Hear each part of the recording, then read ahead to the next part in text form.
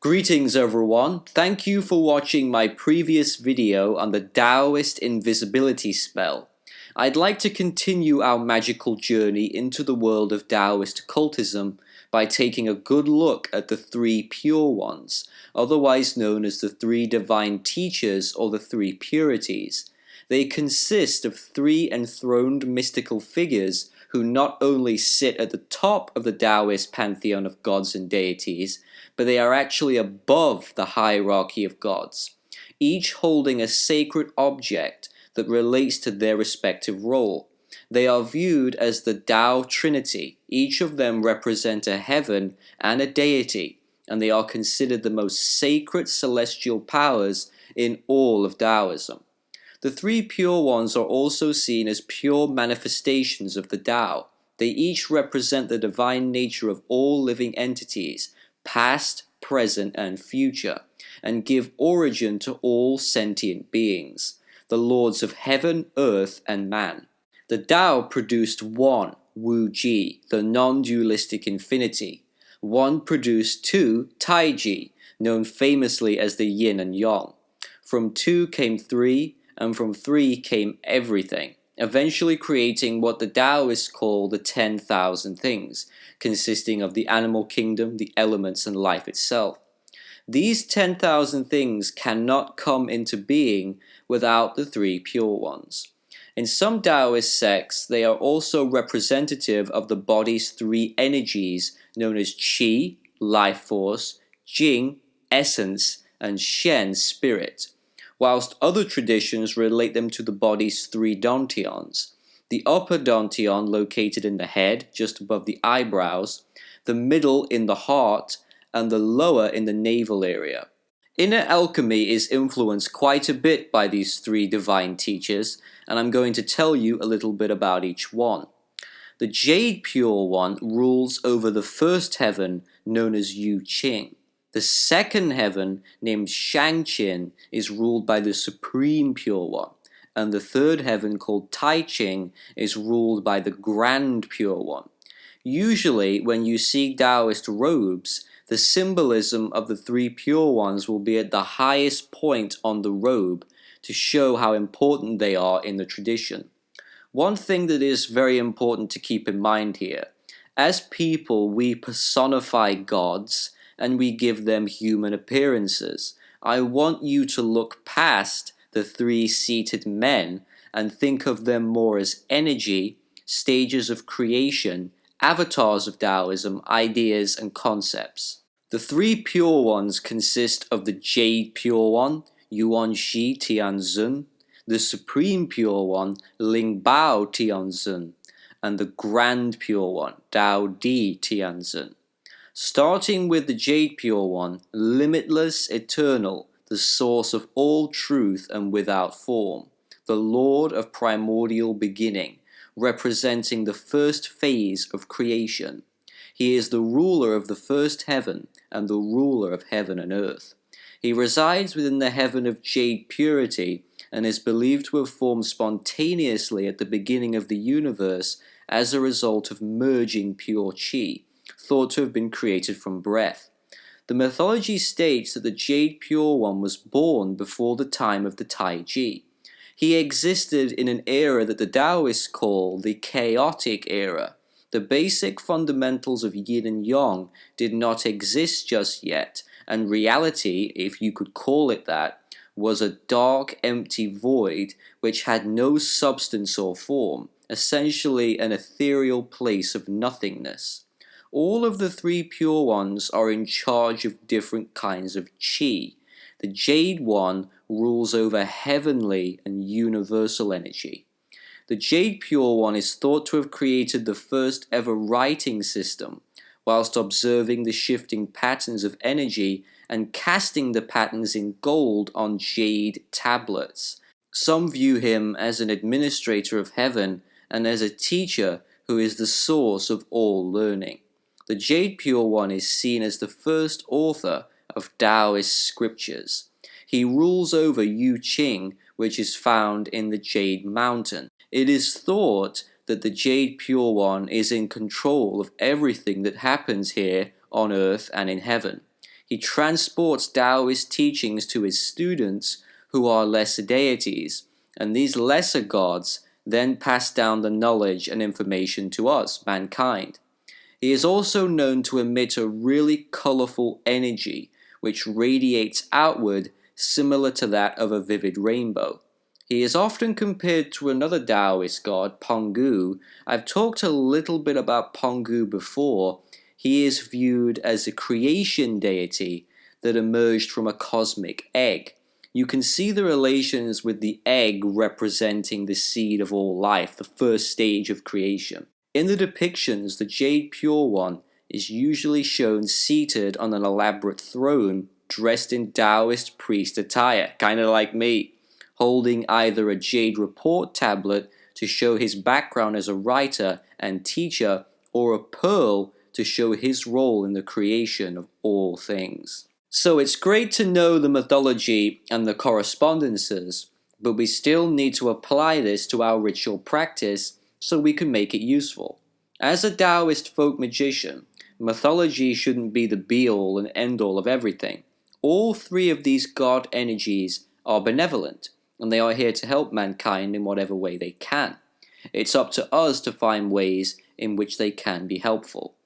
It's always better to work with the three gods collectively, but if you want to be more specific, they can be contacted individually. In my opinion, the Jade Pure One can benefit the magician in the following ways. Think about it like this. He originated in a dark, empty void. He came from nothingness, but despite this, he was able to rise to power and create heaven and earth. In ceremonial magic, we can apply this concept of creation into our rituals. If you want to create something from nothing, you can make contact with the Jade Pure One via ritual to ask him for assistance in manifesting a new job opportunity, for example, manifesting the opportunity to meet the lover of your dreams out of nowhere. Also, remember, he is a teacher. If you want to know the answer to something, then he can be contacted via divination. His main skills are creation and teaching, so make good use of them. He is also known to save people from doom and disaster. Okay, so I want to move on to the next god here, the Supreme Pure One, named Ling Bao Tianzun, Lord of the Numerous Treasure, representing the second phase of creation. He rules over the heaven known as Shangqin and is considered to be the guardian of Taoist magical writings. He is famous for his association with yin and yang, the Taiji. He is also the attendant of the Jade Pure One. The Supreme Pure One is responsible for separating yin and yang, thus ending the chaotic era by creating balance and harmony. He organizes the elements into their rightful places and governs the qi on the human plane. This qi exists on the surface of our planet and is responsible for sustaining human life. The Supreme Pure One also created time and divided it into epochs. Gone is the nothingness of the first creation. Here, he took the formless emptiness of the void and turned it into an orderly, structured reality, organizing things into their rightful positions. The Supreme Pure One is seen as the spreader of Taoist knowledge. He is viewed as an inspiring force that motivates Taoists by providing them with spiritual insight. His eyes are thought to contain the mysteries of the universe. In the depictions, he is seen seated just like the others, and he is usually shown holding a mushroom-shaped ruyi scepter. Such scepters are often symbolic of authority, prestige, and power. It's also a wish-fulfilling object, which suggests that the Supreme Pure One may have the ability to grant wishes to those who know how to contact him. He also created a celestial layer consisting of several regions spanning the globe and reaching up to heaven. These regions would later be populated by deities and spirits. Some Taoist traditions believe that the Supreme Pure One created the Grand Pure One. But before we move on, I want to talk a bit about making contact. So the Supreme Pure One has a strong connection to the Taiji. balance and harmony. If you desire more balance in your life, if you want more stability, you first have to remember the golden rule. One of the many reasons why I don't like a lot of the New Age concepts is because they don't understand the importance of balance. Such people only ever want to attract positivity and goodness, but this is impossible. It's a flawed pursuit. You can't have one without the other. However, you can have moderate amounts of both. Instead of completely removing negativity, seek to balance it with the powers of the Supreme Pure One. Since the Supreme One is more in charge of human chi, this makes it a lot easier for us mortals to interact with him on a more grounded level. Because he holds the Ruyi scepter, in theory, it would be possible for the magician to work with him in order to have wishes granted, but I would only ever wish for things that are essential and important, like good health, for example. Last but certainly not least is the final deity of the Tao Trinity, the Grand Pure One named Tao Di Tianzhen, Lord of the Way and its virtue, or the highest Elder Lord who rules over the third heaven known as Tai Ching, and represents the final and third stage of creation. Unlike the other two, the Grand Pure One is believed to have manifested as humans in the past and has appeared in various reincarnations in order to spread the Tao to mankind. He is the revealer of secret Taoist knowledge, and his chi is viewed by most to be earthly chi, which includes all the forces of the world and the five elements. Although some traditions believe that his chi is not so specific, it's more overall chi in general. The Grand Pure One is seen as the most approachable and accessible out of the three. It is even believed that the Grand Pure One manifested himself as Lao Tzu. That's right, the master of masters, believed to be the founder of Taoism and the author of the famous Tao Te Ching. You can clearly see that the Grand Pure One is the oldest of the three, with an aged face and pure white hair. This makes sense, as some say that Lao Tzu was born an old man, and his eyebrows are the shape of the Northern Dipper.